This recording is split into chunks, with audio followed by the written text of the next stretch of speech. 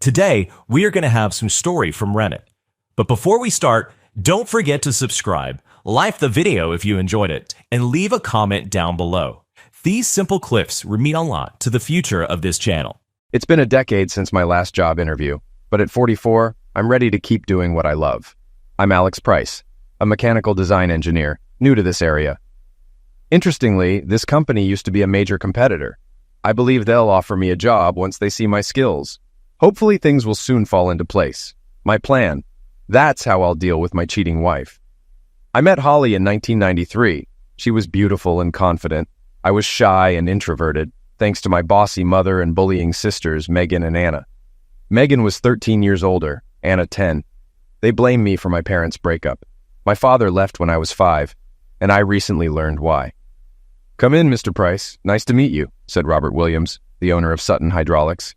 He was much friendlier than my previous boss. "Thank you for having me," I replied, taking a seat in his office. "I'm surprised you're leaving Walker Engineering, Mr. Price." "Call me Alex, and I can't wait to leave," I said. "They're doing well there, Alex." "I've done great work there for 10 years, but without much thanks or respect lately." He looked serious for a moment.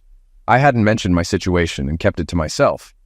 "I want you here, Alex. I can offer the raise you asked for. You mentioned a commission for winning contracts, right?" "Yes, but I hope it's not illegal." "Alex, I won't be involved in anything illegal," he assured. "I interact with our customers daily. I know what they pay and our contracts inside out. With my designs and your team, we can excel," I explained confidently. He shook my hand, and I saw integrity in his eyes. Another part of my plan was set. Now, about Holly. We met at Kingston University. She was finishing her creative writing degree, and I was completing my master's in mechanical engineering. She was always surrounded by men, but one of her friends introduced us. My shyness attracted her, and we started dating. After 6 months, I heard rumors she was cheating, but couldn't prove it and was afraid to confront her. Holly was spoiled and caused public scenes if things didn't go her way. My friends disliked her and urged me to leave, but I was in love like never before. After graduation, we both got jobs and rented an apartment near Southampton, where Holly's family lived. I had little in common with my own family by then. We married a year later, and soon after, Sophie and Ava were born. Holly loved being a mom, and our life was great. I received several promotions and started working for Walker Engineering 10 years ago. Pay raises and bonuses helped us save for a better house. But 2008 was tough. The economic downturn caused job losses and fewer contracts, so we had to work harder and longer hours without extra pay. During this time, I discovered Holly was having an affair with someone from our old university. My friend Toby thought it was a classmate who had moved nearby. When I confronted Holly, she laughed and denied it, but I knew she was lying. Despite everything, I kept my job and salary, allowing us to buy a nice 5-bedroom house in Southampton. Holly always wanted a house that reflected our status. We got a good deal, though the mortgage was high. Secretly, I opened a savings account in my name only, putting my year-end bonuses into it. Holly never knew, as I managed all our finances. In hindsight, it was the best decision. I needed protection in case Holly left me for her old lover. Life returned to normal, and my daughters remained my priority. I supported their studies and spent weekends with them at dance classes, concerts, and the zoo. Holly was often busy with her coffee dates. Friends joked about my situation, calling me under my thumb like the Rolling Stones song, as I often canceled plans for Holly's demands. Even co-workers commented on her control over me. A few months ago, everything changed. Ava left for university, leaving Holly and me alone for the first time in 18 years. Both girls attended our alma mater. While unpacking Ava's things, she asked why I stayed with their mother. I was shocked by her question. "Daddy, I heard she's hanging around with Henry Walker at your company," Ava said with tears in her eyes. This was news to me, but not surprising. I had avoided investigating Holly's affairs to keep our family together. I still loved her, but valued our family more. This revelation made me realize how much my daughters resented Holly. They loved and respected me, but were disappointed I hadn't stood up to her. It also reminded me of my own childhood and how it shaped my weaknesses. Finally, I understood that employees at work openly mocked me and Henry Walker, who was Jack, the owner's nephew and Holly's lover. I couldn't take it anymore, especially since my youngest daughter had discovered Holly's infidelity. I had to confront her. My heart raced as I waited at the kitchen table. When Holly came home, she looked at me with apathy and contempt, saying nothing as she put her bags away. Finally, I asked, "Are you having an affair?" She blushed slightly and replied, "I wouldn't call it an affair, darling." Shocked by her confession, I waited for her to explain why lovemaking with another man didn't count as cheating. "You're a wonderful person, Alex, a great provider and my best friend. But there are things you can't give me, and I want it all," she said bluntly. "So you're cheating on me," I said, discouraged. "Only my body, not my heart or mind. They belong to you," she insisted. Her audacity left me speechless. "I've never turned you down for lovemaking, Alex. I just explore with a couple of young guys," she admitted. "What?" I shouted, surprising her. She took a seat across from me and regained her composure. "Don't yell at me, Alex," she said. "You admitted to cheating with two guys and I'm supposed to stay quiet?" I replied. "I love you, Alex, but this is how it is. Deal with it or I'll leave and be with them," she threatened. She softened her expression briefly as if she saw my hurt. "Everyone does it these days. My friends have affairs with younger men, and it makes for a better marriage," she argued. I was stunned. She tried to justify her cheating by claiming it was common and beneficial. She didn't care about our marriage or me, just the comfort I provided. "So I can have another woman?" I asked. She laughed. "Come on, Alex, be serious. You struggle talking to women you know. How will you approach someone new?" Her mocking laughter embarrassed me. "That's how it is, Alex. Don't ruin a good thing. I'm still your wife. I still love you, and I come home to you every night. Don't ruin your life or do something you'll regret." She left me at the table, realizing she didn't care about me. Her friend's infidelity didn't justify hers, and her threats infuriated me. I slept in the spare room, but Holly woke me around midnight asking why I wasn't in bed. "Get over it, Alex. That's how the world works. You're acting like an old man," she said. I remained silent as she stood in the doorway. "Suit yourself, Alex. You'll be back in bed soon. You never deny me anything, and I'll get my way," she said confidently. She was right. In our 22-year relationship, I had always given in to her. Everyone knew I was under her control, and now I was a betrayed man. Unable to sleep, I went downstairs to watch TV. A show about celebrities tracing their family trees got me thinking about my own family. I had no contact with my mother or sisters, but I started thinking about my father. I barely remembered him. Did he have another family? Why did he leave? My mother claimed he abandoned us. Before I left for university, my brother-in-law told me my father had died years ago, but my sisters denied knowing. That's when I cut ties with them. The next morning, I left the house early, trying to distract myself from Holly's hurtful words. I remembered the TV show about tracing family trees and decided to investigate my father. The girls were independent and Holly was unfaithful, so this project might keep me occupied. "Good morning, Alex," Henry Walker greeted me, his smug expression infuriating.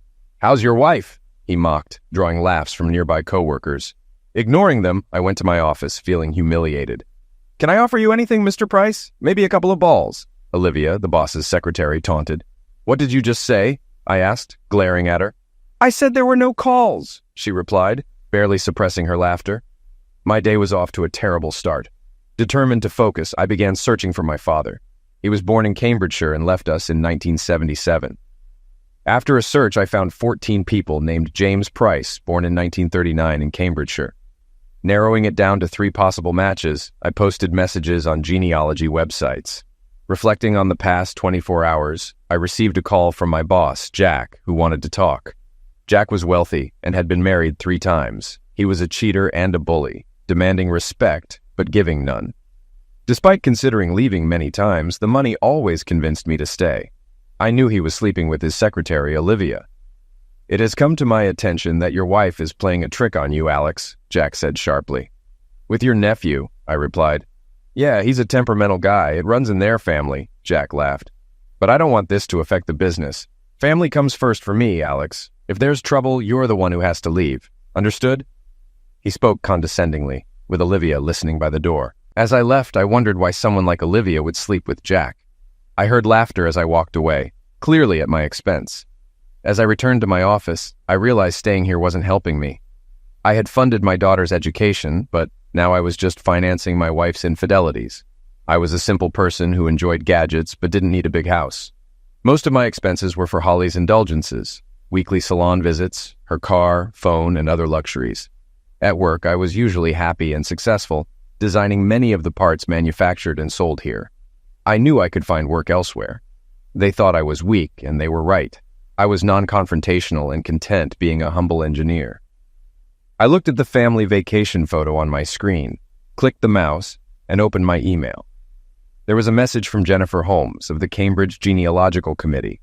Surprised by the quick response, I read that Jennifer had found Rachel Murray, my cousin, who had been researching her family tree and contacted her about my father. I sent Jennifer my number, asking Rachel to contact me. Leaving work, I felt uplifted. At home, I smelled dinner cooking and found Holly busy in the kitchen. We muttered greetings and ate in silence. During dinner, Holly tried making eye contact, but realized I was still angry. Finally, she spoke up. "Can we talk about last night, Alex?" she asked meekly. "What's there to talk about? You explained everything perfectly. I'll either accept it or I won't," I replied. She briefly looked regretful, then continued. "You're a great husband, and you've never turned me down. Please don't start now, Alex," she almost begged. "If I'm so great, why cheat on me? Why make a fool of me?" I asked. She had no answer, brushing me off. I was tired of her selfishness. I worked hard to pay the bills and give her everything, yet received only disrespect and ridicule. I drove a 12-year-old car while she had a new one. "Listen, Alex, I have needs you can't fulfill. Either handle it or let me go to a younger man," she said. "You mean Henry Walker?" "Everyone knows he's your lover," I interjected. "Yes, Henry is practically your boss and will take over the company. He gives me what I need in bed, and if you don't agree, I'll leave you and he'll provide everything else I want." I didn't respond. I walked into my office wanting to punch something, but instead, I sank into my chair and screamed into my hands, tears in my eyes. Then the phone rang. It was Rachel. We talked for about an hour, and when I hung up, everything else faded away, leaving a huge smile on my face. Rachel was thrilled that I reached out about our father and had a lot to share. She spoke rapidly, and I struggled to absorb it all. I learned my mom had kicked my dad out and lied about it throughout my childhood. He died in 1983 from booze poisoning when I was 11. His mother blamed my mom for his temper and mental state. Rachel said he wanted to reconnect with me but was prevented. We planned to meet in Cambridge that weekend, and I looked forward to it. The week dragged on, with the same routine at home and mockery at work. Henry and his friends hung underwear on my office door with a note saying, "Please go back to your wife." I felt broken and cried at my desk, overwhelmed with blame. Saturday finally arrived. I told Holly I was visiting a friend in London, and she didn't care. The drive to Cambridge was stressful, and I arrived an hour late, but Rachel greeted me warmly. I met her husband Greg and their children, Grace and William. We quickly moved on to discussing our family and my father. Rachel and Greg were warm and enthusiastic, eager to share our family story. During my visit, I also met David and Lucy Price, Rachel's brother and my cousin. David added more details about our father. After lunch, we took a short trip, giving me time to reflect. When we returned, David and I talked about work and family life. Sensing my troubles, I confided in my new cousins, who assured me of their support. I left Cambridge with a new perspective. Realizing that I had a kind and honest family gave me hope. I needed to sort out my life for my girls, my friends, and my new family. When I got home at 8 p.m., Holly was about to go out. "Where are you going, Holly?" I asked. "Out with friends." "You mean Henry or Max?" I snapped. She looked surprised that I knew her other lover's name. I gave her a pleading look. "Please, Holly, I'm asking you to stop and be my wife." "Stop being silly, Alex. I'm your wife and always will be. Don't deny me my pleasures and I'll make your life easier. I'll be back by midnight." Ignoring my plea, she approached with open arms, but I turned away. Unfazed, she picked up her Prada purse and headed for the door. "Holly, as your husband, I'm asking you not to do this," I said, my voice harsher. She paused, then laughed. "What are you going to do, Alex? Leave me? You'll never have the courage. We both know you'll always be by my side." Her words stung, echoing in my head. I knew she was spoiled and selfish, but I believed she loved me. I realized I had been a fool for too long and needed to make plans to end this. I started planning immediately, consumed by thoughts of her infidelity. I needed to sever my emotional ties to her. I found an old photo of my mom and sisters, cut out Holly's face, and pasted it next to theirs. It symbolized the end of my affection for her. I placed it on my desk as a reminder. By 12:45 a.m., I had decided on my next steps. I knew it might take weeks and I would need help, but I was determined to follow through. I heard someone stumble out the door and saw Henry Walker's car pull away. When Holly came upstairs, I quickly erased my story from the computer. I'd have to use incognito mode in the future. After she went into our bedroom, I went downstairs to make coffee, thinking about my future away from this place. Without my daughters, it wouldn't be so bad, and I decided to move closer to them. Monday morning, I arrived at work, determined not to lift another finger. Jack Walker could fire me for all I cared. Ignoring the taunts, I focused on my plan. I had a bank appointment at 1 p.m. and analyzed my finances beforehand. If everything went well, and with the right help, I could come out unscathed. The meeting went as planned. I closed my savings account and removed my name from our joint account. I also closed my AITA for cash. I bought 2 digital voice recorders, a 500 GB USB drive, and a new hard drive for my PC. Back at the office, I cracked Jack's password and accessed the company's client files. His username was his wife's name, and the password was Jack240656. I copied all the files to the USB drive, including my designs for an energy-efficient hydraulic pump system. Then I erased my computer history, replaced the hard drive, and reinstalled Windows. I spent the rest of the day researching competitors and looking for engineering jobs in South London and Surrey.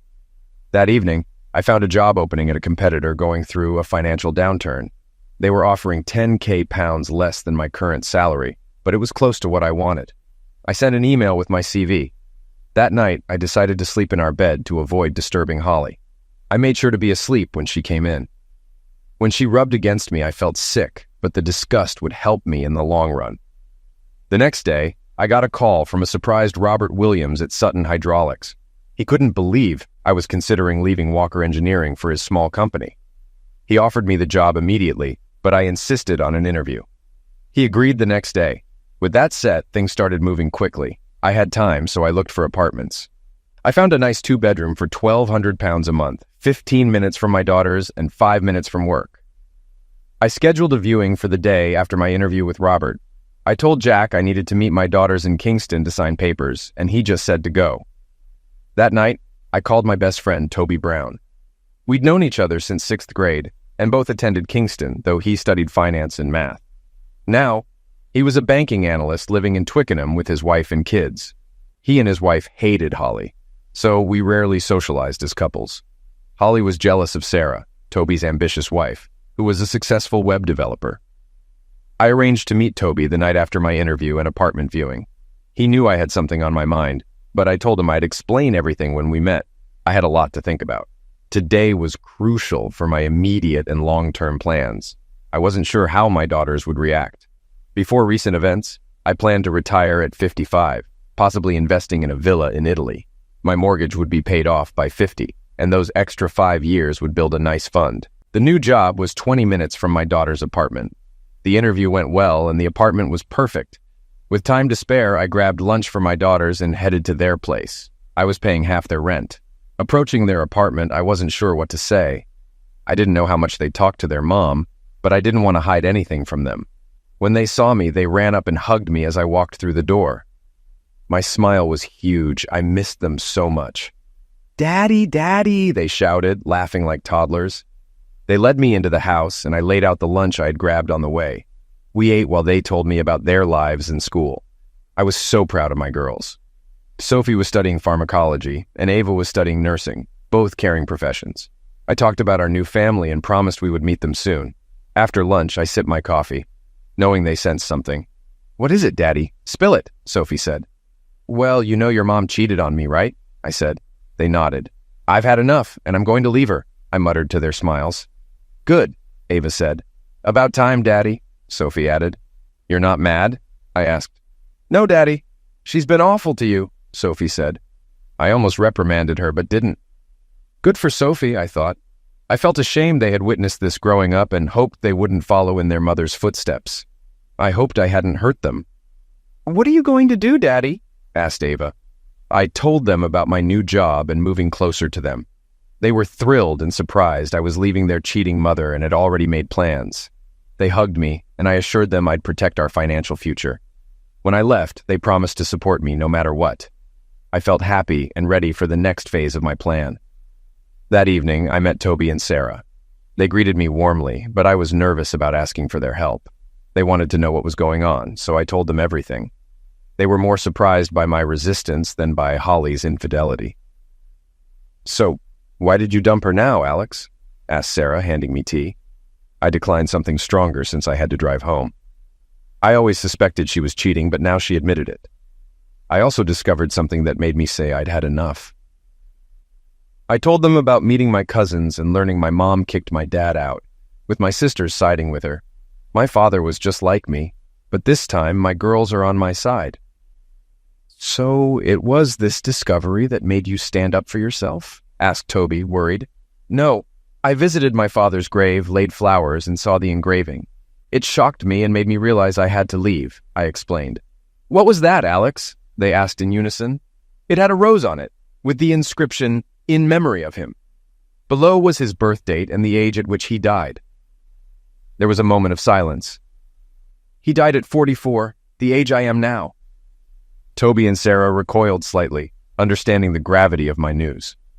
I realized I had a choice, follow my father's destructive path or fight back.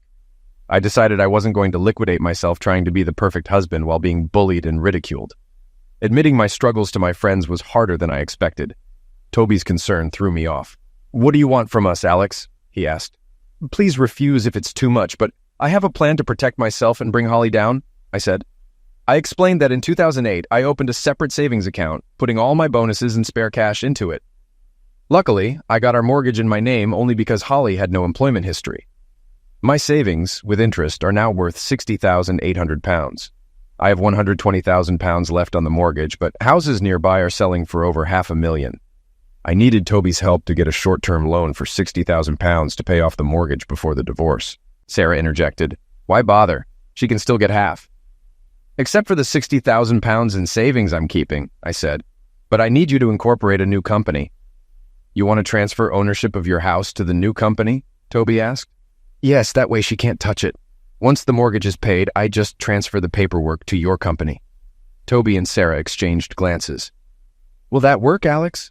Won't she fight for everything? Toby asked. She doesn't have the money for a big legal battle, and her parents won't want to pay if they know she's a cheater. Plus, I plan to use her low opinion of me. How? Toby asked. She thinks I'm a coward who'll never leave. So I won't ask for a divorce until the house is sold and the money is moved. By then, she won't be able to do much. Toby smiled. I never knew you had it in you, Alex. I'll help. But you know a good lawyer will try to trace the money, right? Yes, but it'll take time and she can't afford a big legal bill. After another hour of conversation, I headed home. Everything was falling into place. I decided not to file for divorce immediately. I didn't plan to remarry and needed more time. Holly wouldn't notice my absence for at least a month. I laughed to myself. By next week, I'd be gone. When I got home, it was almost 2 a.m. Holly was sound asleep, showing no remorse. I decided to sleep in the spare room. Thursday morning, I was up and out before Holly woke. I wrote my resignation letter and called Toby around lunchtime. I've got good news, bad news, and good news again, buddy. Okay, let's hear it, I said, laughing. The good news is I registered the company. The bad news is you'll need serious collateral, like a house, to get the loan, and that won't work for you. Frustrated, I was thinking of a solution when Toby continued. Alex, Sarah and I have decided to transfer £60,000 into your account now. Just pay us back when you can. Stunned and grateful, I said, This is too much, Toby. You've already done so much. Just take the money and do what you need to do, he insisted. Thank you, Toby. You have no idea how much this helps. Just get away from that disrespectful scammer and be happy. I gave him my details and ended the call. Next, I called the bank to set up a meeting for the next day. After work, I drove to the local Land Rover dealership. I knew the owner, John Reeves, since I bought Holly's Range Rover Sport there 10 months ago. Hello, Mr. Price. Looking for a new car? John greeted me. No, John. I want to discuss selling my wife's car and paying off my debt. Everything okay? He asked. Yes, but you know how demanding she is. Now she wants a Mercedes 4X4. She did seem annoying, he admitted. We agreed he would take the Range Rover back and cancel the payment plan. I promised to return for an upgrade, and he knew he could sell Holly's car as practically new. I picked up a 2016 brochure for Holly on the way out. When I got home, Holly was drinking coffee and looking pale. I threw my bag on the floor. Everything okay, love? I asked through clenched teeth. Yeah, just tired, she said, holding out her arms for a hug. I ignored her, took out the brochure, and sat on the coffee table across from her. Your car is almost a year old. I saw the new model at the dealership today, I said as her eyes lit up. I want my wife to have the best, so I'm trading in your car for this one. I pointed to the new 2017 model in the brochure. Oh, I love that, she said, ignoring my plan. You always know how to make me feel better, don't you, Alex? The only thing is, they have a buyer for your car already. I need to get it there by Friday afternoon. I'll finish work early and drive it to the dealership. You can use mine this weekend to visit your loved ones. Holly recoiled, looking shocked and confused. What's wrong? I asked. Nothing, Alex. I just thought you were still mad about our arrangement, she said. It wasn't our arrangement, Holly. It was yours. I didn't have a say in it, but I guess I don't really have a choice, do I? I replied, hoping for an answer. She nodded, seeming to think she had won. I love you, Alex. I met her concerned look, but said nothing, walking away to the kitchen. The phone rang and I answered it in the garden. Toby confirmed the money transfer. I was ready. The next day I went to the bank and met with a mortgage loan officer. She seemed about my age, but wasn't wearing a wedding ring. I briefly wondered if there was life after Holly, but dismissed the thought. An hour later, the mortgage was paid off, and my remaining accounts were closed. I opened a new account at another bank and felt relieved knowing I wouldn't owe anything unless Holly hired a lawyer. Back at the office, I ignored Olivia and sat with my coffee, planning the next step. I contacted the land registry and submitted the application to transfer my house to Toby and Sarah's new company. Within minutes, I received a confirmation email. It would take 3 to 5 days to process. After that, Toby could register the property to his company. I browsed the internet for furniture and utility cancellation details. I started new accounts for my apartment in Sutton. One task remained. I knocked on Jack's door, interrupting him and Olivia. She left us alone. What can I do to help, Alex? He asked, escorting Olivia out. I placed my resignation letter on his desk. He looked puzzled. What is it? He asked. I have resigned. I think it's best if I leave immediately. Given our family situations, you won't want me here long. He looked stunned. I'd appreciate my P45 by Monday. Please don't tell anyone, especially my wife, I said. But we need you, he protested. Not as much as you need your nephew. I'll be here Monday to pick up my things. I pretended to drop a pen, bent down, and placed a digital voice recorder under the seat. If that's all, Jack, I need to go. Okay, Alex, but don't come crawling back when you're out of money. Your money is the only thing keeping that cheating wife with you. Of course, Jack. I wish my wife was as faithful as yours, I said, smiling. That hit him where it hurt. I turned and walked out. An hour later, I drove home, picked up Holly's car and the magazine, and took the car to the dealership. John Reeves kindly offered to drive me home. When I got home, Holly was at the kitchen table with red, puffy eyes. She had been crying. What's going on, Holly? I asked, pretending to care. We need to talk, Alex, she said, gesturing for me to sit. I felt a wave of terror. What's going on? I repeated.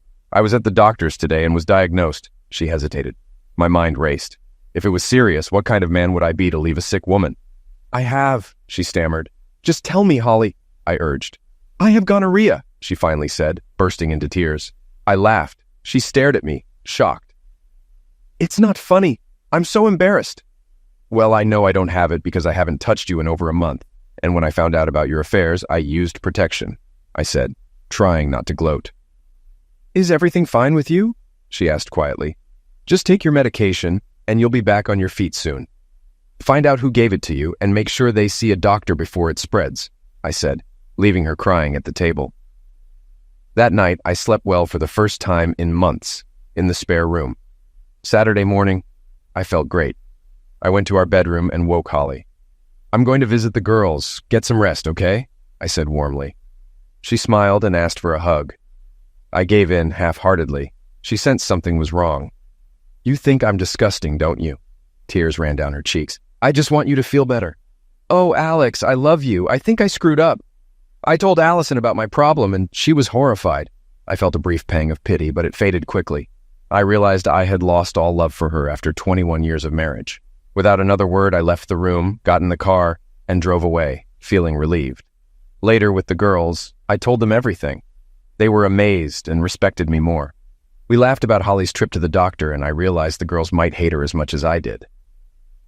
What's she going to do, Daddy? Asked Ava. She'll have to move in with her grandparents or convince one of her lovers to take her in.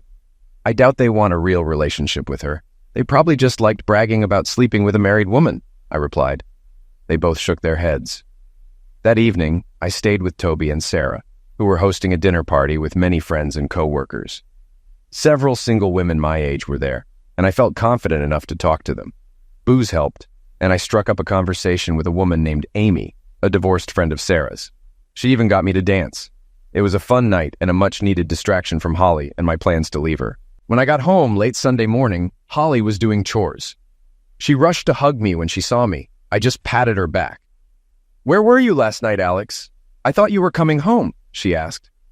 "Toby and Sarah had a dinner party and I drank too much, so I slept on their couch," I replied. "That's not like you. Did you have fun?" she asked, giving me a wary look. I showed her some pictures on my phone, and her face turned red. "Who is that woman?" she asked angrily. "That's Amy, Sarah's friend. She got me to dance. It was a lot of fun." Holly stared at me angrily. The irony of her being mad at me for dancing while she was having affairs wasn't lost on me. "I want to go with you next time. I haven't seen them in a while," she said. I went to the kitchen to make tea, and Holly followed. "Did you manage without the car?" I asked. "I'm fine. When is my new car coming?" she asked. "They said it will be delivered on Wednesday, but if you want, you can pick it up on Monday." "I have things to do on Monday, like getting my hair done and shopping with my sister," she replied. "I can drop you off to meet your sister, and then you can have her drive you to the dealership to get the new Range Rover," I said with a grin. She smiled and tried to hug me. I turned back to the kettle. The rest of the day, Holly was clingy, and I kept making excuses to leave. By bedtime, she was crying again. "Good night, Hollywood. Will you sleep with me tonight, Alex? I want to snuggle and feel reassured," she pleaded. "Not until you get clearance from Dr. Holly. You made your own bed," I said coldly. "Well, when I get better, I'm sure I can find a man who wants to be with me. I have a lot of lost time to make up for," she snapped. I laughed to myself. The cow was back. All my regrets vanished. For 21 years, I would have fallen for her act, but not this time. I ignored her tears and went to the spare room. Last night in my house, and she would be in the spare room, her words removed any doubt I had. I looked at her picture with my sisters and felt only hatred. She was nice when she wanted something and a cow when she didn't get it. Monday morning, I woke up early, as did Holly. She had an appointment with her hairdresser at 8:30, so I drove her into town as planned. "Remember to take a cab to the dealership around 2. They're expecting you," I said, ignoring her attempts to kiss me. Driving off, I knew this might be the last time I'd see her. I called the cell phone company to cancel our contracts and paid the fine. The phones would work until 5 p.m. Then I went to the office to pick up my P45. The factory had a solemn atmosphere. Everyone knew I was leaving. Walking down the hallway, I passed the usual group by the coffee machine. Max and Henry smirked at me. "Good morning, guys," I said cheerfully. "Good morning, Alex. How's the wife?" they replied, laughing. "Not very much, I'm afraid. One of you underdogs swiped it." Their jaws dropped, and Max yelled something to Henry. Olivia saw me and half smiled. Jack was at his door before I could knock. "I have what you need, so take it and get out," he said. I entered and discreetly retrieved the recorder from under the chair. "Do you have another job, Alex?" he snapped. "No, nothing," I replied. He smiled, thinking I'd come crawling back. "So I get my last month's paycheck and my year-end bonus?" I asked. He laughed as Olivia walked in with my P45. "What's so funny?" she asked. "Alex just asked for his bonus and salary," Jack said, laughing. Olivia joined in. I decided to laugh too, making them stop and stare. "Why are you laughing, Alex?" Olivia asked. "I don't know, Olivia. Why do you let that old idiot have lovemaking with you every week?" I said, laughing louder. They froze, and Jack reddened with anger. "I'm sure your parents are proud of their fancy little girl." She threw my papers on the floor and ran out in tears. "You idiot," Jack said. "Get out of my office and out of my company before I have you dragged out." I laughed, leaving his office to pack my things. Still laughing, I drove home, lowered the back seats, opened the trunk, and went inside. I took down several Romero Brito works, wrapped them in plastic, and packed them in the car. I continued packing around the house, then went upstairs to empty my closet. I took all my documents from the safe, including the girls' birth certificates and our marriage license. In the attic, I found my diploma and family photos. I gathered all the jewelry I had bought for Holly, worth over 10,000 pounds, along with handbags, shoes, and coats. I had receipts for almost everything for insurance purposes, useful for selling later. I took the TV, movie collection, and Blu-ray player, but my car was now too full. I left Holly's clothes and a few other things. I found the best pictures of me and the girls and packed them. I made tea and took a moment to relax. I called to cancel satellite TV, phone, internet, gas, and water. Back in the bedroom, I found Holly's wedding dress in a dusty box at the top of the closet, along with our wedding album. I took everything to the garden, piling Holly's clothes and other unsellable items, leaving only her underwear. I locked my car doors and called Robert Williams to say I could give my P45 later and start work tomorrow. He was thrilled, and I told him about plans to get new customers and improve the hydraulic pumps. At 2 p.m., I waited for a call. Finding paint thinner in the garage, I poured it on the wedding dress. Just as I was about to light it, the phone rang. "Hi," I said calmly. "What's going on, Alex?" Holly yelled into the phone. "What do you mean, Holly?" I asked sarcastically. "Don't play dumb, Alex," she continued. "Calm down, Holly. What's going on?" I asked. There was silence, and I heard her heavy breathing and her sister's voice in the background. "I was told you didn't bring me a new car. You sold mine." "Oh yes, did I forget to tell you that?" I replied. "What are you talking about? Alex, what's going on?" She started to panic. "From now on, if you need a car, you can pay for it yourself," I said, trying to stay calm despite my pounding heart. "I don't understand, Alex," she said, confused. "You heard me, Holly. If you want it, you can buy it. Now I need to clean up the kitchen." "What? Is this some kind of sick joke?" I stayed silent. "We'll talk when I get home. I'm not satisfied with being coddled," she shouted. More silence followed, and I heard her panting and the slamming of a car door, indicating she was on her way. "Alex, Alex, Alex." "Yes," I replied calmly. "You said you were in our kitchen?" she asked, realizing what I had said. "Yes." "Why aren't you at work?" she asked. I stayed silent. "Alex, Alex, Alex." Her breath caught, and I heard the panic in her voice. I hung up and went outside, struck a match, and lit the fire. Our past flared up as I walked away. I tore up our marriage certificate and left it on the kitchen table with the only picture of us all at Disneyland. Then I got in the car and drove away. At the end of the street, I saw Holly and Jennifer pull up to the house. They ran inside without looking up. I turned off my phone, smiled, and drove towards my new home. The A3 was almost empty as I drove. I knew this wasn't the last time I'd see Holly, and once my plan came to fruition, she'd hunt me down. I didn't want the girls involved, as they needed to focus on their studies. I arrived in Sutton by 4 p.m., got a new cell phone contract, and met the administration team processing my P45.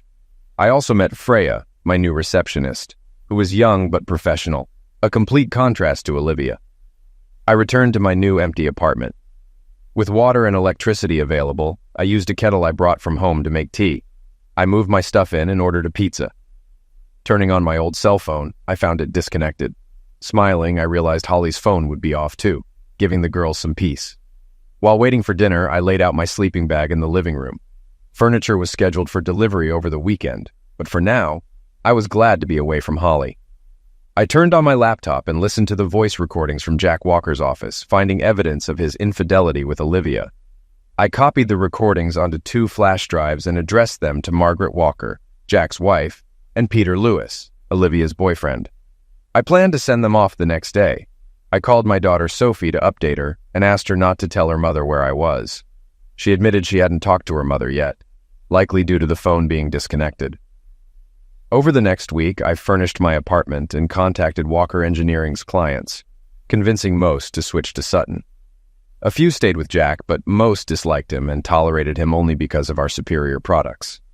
I knew Jack wouldn't immediately understand why he was losing customers, but I didn't care. With the utilities shut off at my old house, Holly would realize I wasn't coming back. Unable to afford the bills, Toby could safely start the selling process. Sarah happily took on the task, and by the end of the week, the house was up for sale. Around this time, Ava contacted me. Holly had moved into her parents' house, and they were upset with her behavior. Holly was furious with me, but I found satisfaction in it. However, I knew the ordeal wasn't over yet. By the weekend, I was invited to another dinner party at Toby and Sarah's house. Amy would be there and had asked about me. She had been divorced a few years ago, gaining the house, custody of her children, and financial support. Sarah shared my situation with her, and Amy was interested in meeting me, so they planned this dinner party. Amy was 2 years younger than me with 2 teenage children. Though it felt like a setup, I decided it couldn't hurt. The dinner was a success. For the first time since planning to leave Holly, I felt relaxed. Amy understood my situation and didn't push me. We drank, danced, and exchanged numbers, agreeing to talk if needed. I stayed in Toby's spare room, fighting a hangover the next morning. Sunday brought great news. The house had 2 serious offers, and I accepted one for £550,000. I planned to open an AITA for the girls and have Toby invest the rest. I'd repay Toby and keep some cash in a home safe. Toby informed me the sale could be quick. I contacted movers to clear out the house. Holly became more angry and threatening, but I assured the girls it would be over soon. On Tuesday, I learned that Walker Engineering had to cut 50% of their staff, and Mrs. Walker was divorcing Jack due to infidelity. I felt no sympathy, already thinking of my commission checks. I didn't know what happened to Olivia and her boyfriend, but I was sure they got my gift, just like Mrs. Walker did. Even if not, she surely knew why Mrs. Walker was divorcing Jack. I wondered what her friends and family thought about her affair with an older man.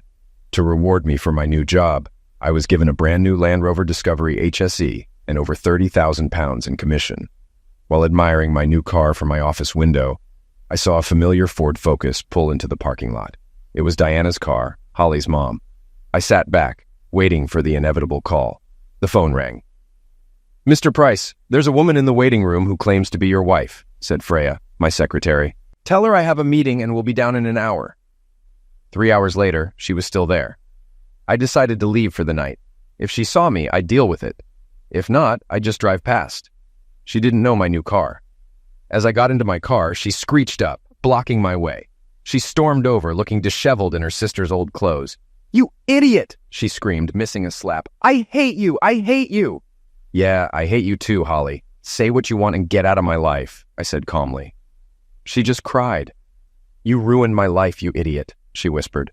I stayed silent. "You destroyed all my belongings, my wedding dress and clothes. And then you cancel and force me to move in with Mom and Dad," she continued. "Is that all, Holly? Haven't you anything to say for yourself?" she shouted. I invited her into my car to avoid a scene. She looked terrible, aged, and worn down, possibly from the venereal disease. "Please come home, Alex. We can put all this behind us. I forgive you." Did she just say that? "You forgive me?" I asked, hoping I'd misheard. "Yes, Alex. I will forgive you for destroying my things and my life." "Are you delirious, Holly?" I asked. She looked at me like I was crazy. "You cheat on me and disrespect me, and you have the nerve to say you forgive me." "No, Holly. You're only thinking of yourself. I'll never be with you again. Go be with one of your lovers," I said coldly. She shifted awkwardly in her chair. "They accused me of giving them an STD and said I was just having fun. They don't want me as a girlfriend because I'm a cheating cow." "That was obvious, Holly. Go find someone else. My friends treat me differently. We've broken up and their husbands question their fidelity. Now I've been kicked to the curb. I'm a bad influence." The word separation stuck in my head. It meant I was still connected to her, and that made me sad. My parents are disgusted, and everyone in town knows about my venereal disease, thanks to my so-called friends and lovers. Now some factory employees have lost their jobs, and that's my fault too. She was partly to blame for her troubles. I felt sympathy. She had ruined a beautiful life with greed and disrespect, but I knew I had to move on. "I have nothing left, Alex. I need you back in my life. I have no money, no job. When will I get my share of the house?" There it was. "You've never told me you love me. You just need me, Holly, and I don't need you. As for the house, I didn't pay the mortgage and I lost it." I lied. Her eyes widened in shock, but at least I knew how this visit would end. "I want a divorce," I said. "No, please, Alex, I love you. Over 20 years together and I made a little mistake and you're burning me out." "A very big, unforgivable mistake, Holly. I'm never coming back." "Please, Alex," she shouted, her screams echoing in the car. "I need a clean break. If you agree, I'll give you £30,000 in cash," I offered. Her tears turned to determination. "No," she shouted. "I will fight you in court for everything. There's no way you lost the house. You're too smart for that." She was right, and now she had the upper hand. "All right, Holly, I'll say this," I began. "You're never getting a penny from me." She moved closer.